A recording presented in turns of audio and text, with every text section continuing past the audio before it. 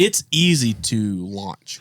It's hard to produce. That's right. And so we kind of learned that through Somerville and like that expansion, and we're in the Columbia area, and then going into Dunn, we had learned from those, and so we had a little bit better perspective on it. And then the process of opening the Dunn office gave us even more perspective. So like, we had some really key players come in, like Hillary up there. Like she came over and she's running that front house management. And like her, she has industry knowledge. She understands the process. She knows exactly what goes into those client meetings and what's important selection wise and how all this ties together. And what's fun is, we said as we, embolden this better than ever strategy that we're going from a company of growth to a company of scale. And in order to do that, you got to have process. And the only way a process works is if it's documented. And so we've literally made the mission the standard. And like we've dialed that in, and we've had the ability to sit down in every single team of our business and say, what is the process? And that's great that you can tell me.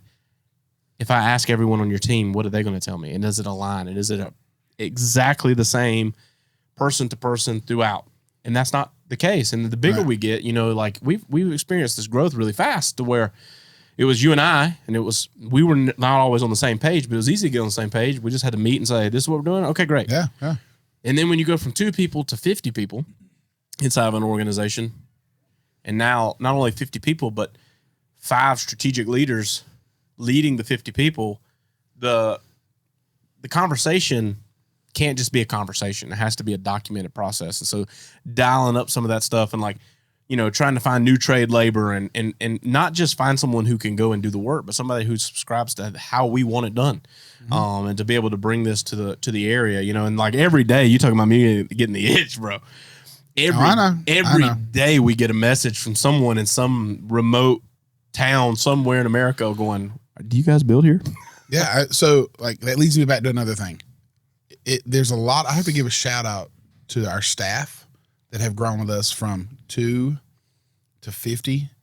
Also, the same situation goes with the people that have building with us, that have gone through those transitions with us. I was talking to a client the other day, and he was like, man, I saw y'all grow really rapidly.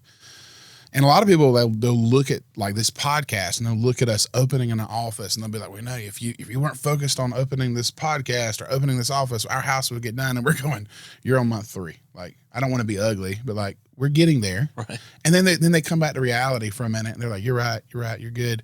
But let's not cheapen the fact that clients have gone through this transition with us, literally through the middle, where we're training not only staff, but we're having to go back to clients and go, hey, this process didn't work out for us. And this is the new process. We're sorry, but it will be better. It will be better. And it's been a lot better. Yeah. That way. No, yeah. Well, again, everybody's had to ride this ride. That's right. And it's always changing. And clients, sometimes they get exposed to things that don't work. And that's in everything we do. And look, as good as we are today compared to a year ago, 2 years ago, 3 years ago, it doesn't mean that tomorrow we're not going to encounter something that doesn't work, and we're going to change it on the fly. And the part of that is like creating a better communication standard. So like if you're out there and you're in this industry and you're not communicating with your clients effectively, you're self-sabotaging.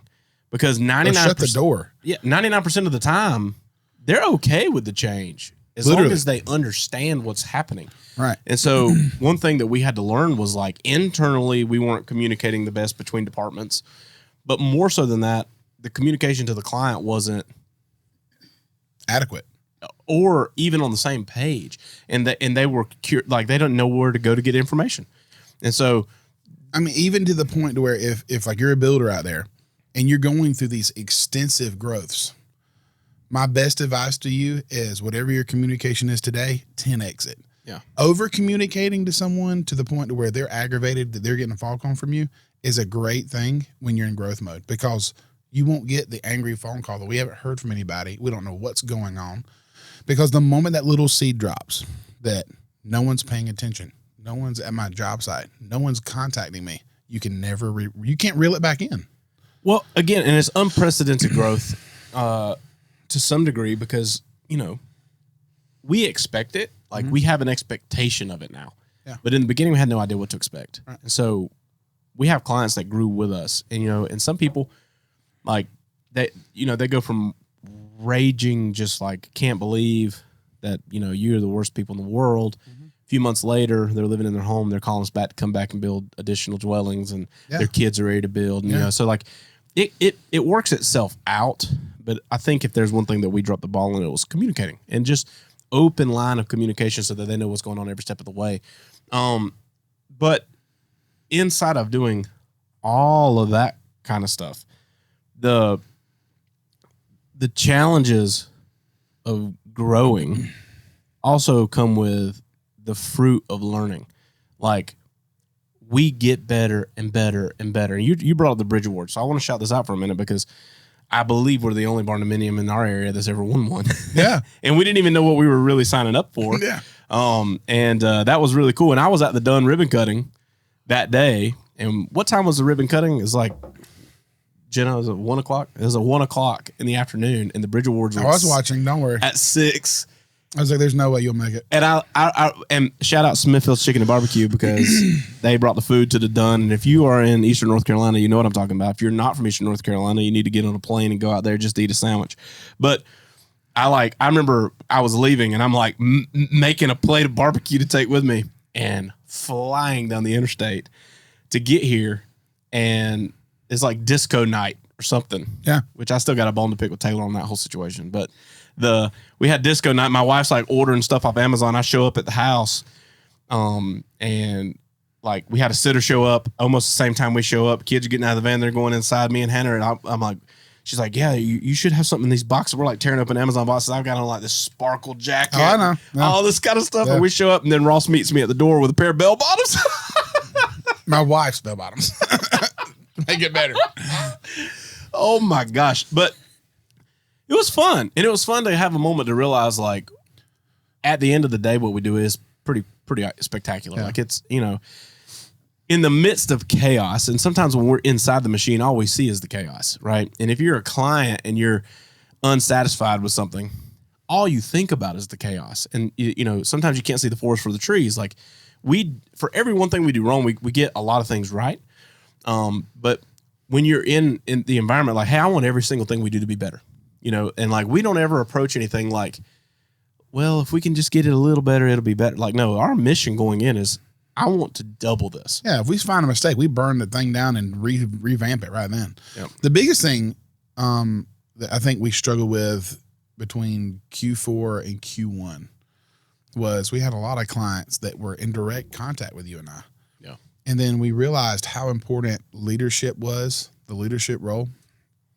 And a lot of those clients felt, I don't know, alienated is the word, but they felt disconnected because they no longer had access to you and I. And it was not by design to be like, you can't have access to me and TJ. Right. It was because we put a process in place and a management system in place. I had one specific client that I had to explain this to them, is that when the process is broken and we hired all these people and we put Nick Men's in charge of director of construction. Then we had Billy. Everybody's seen Billy. Billy is the area manager. And then you have a project manager, and there's a hierarchy of panic. The reason why that is because you need to make sure that the area manager knows it first. If he can't deal with it, then the director of construction steps in. And then when he can't deal with it, it gets to us. But everybody, if you or I run out there on a Billy situation, and we're telling a client, hey, it's not a big deal. We'll deal with this. This is what we're going to do, blah, blah, blah, blah, blah. It cuts the legs out from under Billy, where his job's worth nothing at that point. Nick Men's, he has no purpose at that point. And then it completely breaks the system again. But not only that, you and I don't have the capacity for it. No, hell no. Because the thing is, like, in the beginning, 10 projects. Yeah. There's a high likelihood you're going to see me and Ross out there on your job. You may even see us swinging hammers. I mean, I can remember early jobs, me and you out there chiseling stuff up and trying to do things on the job site. And like, can you bring me a skill saw? Yeah. Like, that doesn't happen now. And that's a good thing.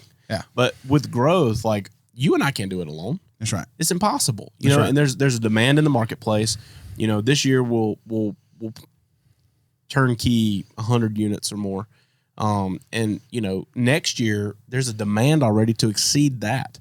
And the only way that that's possible is to always be continuously improving the process, continuously getting better, continuously hiring staff, going after top talent, putting top talent in, bringing them in. They got better perspective than we have on things. And like their ability to execute and solve problems surpasses ours. Thanks guys for tuning in to the Barndo Show podcast. If you're watching on YouTube or wherever you're listening to this content, hit subscribe so you don't miss an episode. And then be sure to check us out on all of our social media platforms at the Barndo Co. Super simple to find us. And then when you're ready to dive in a little more, maybe look around some of our available floor plan options or take a look at the gallery of our work, or maybe you're ready to connect with our team and explore what it looks like to build your dream barndominium, you can visit us online at thebarndoco.com.